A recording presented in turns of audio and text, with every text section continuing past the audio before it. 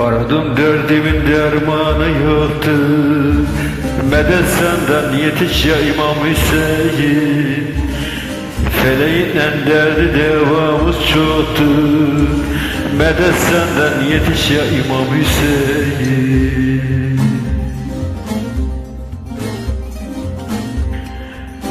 Feleğinle derdi devamız çoktu.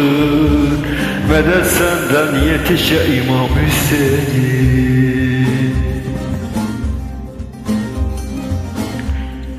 Turnalara haber saldım yüceden, dost yüceden. Bir cevap bekledim mimden, heceden, yar heceden. Hiç haberim yoktur günden geceden. Medet senden yetiş ya İmam Hüseyin. Hiç haberim yoktur günden geceden.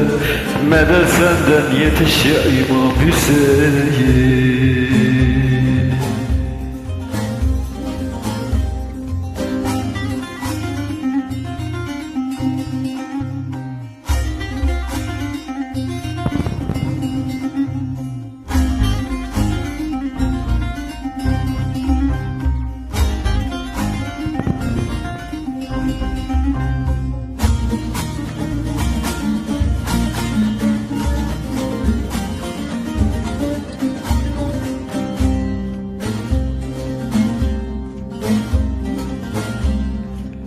Yüce dağ başını mekan eyledim. Kurda kuş kalmış Kur'an'ım söyledim. Bilmem ki ben sana ne iş eyledim. Medet senden yetiş ya İmam Hüseyin. Bilmem ki ben sana ne iş eyledim. Medet senden yetiş ya İmam Hüseyin.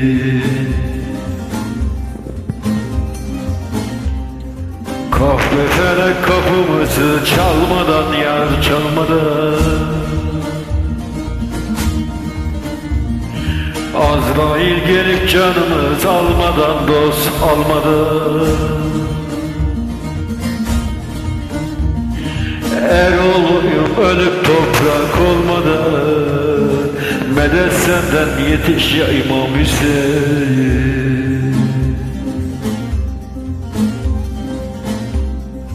Eroğluyum ölüp toprak olmadan. Medet senden yetiş ya İmam Hüseyin.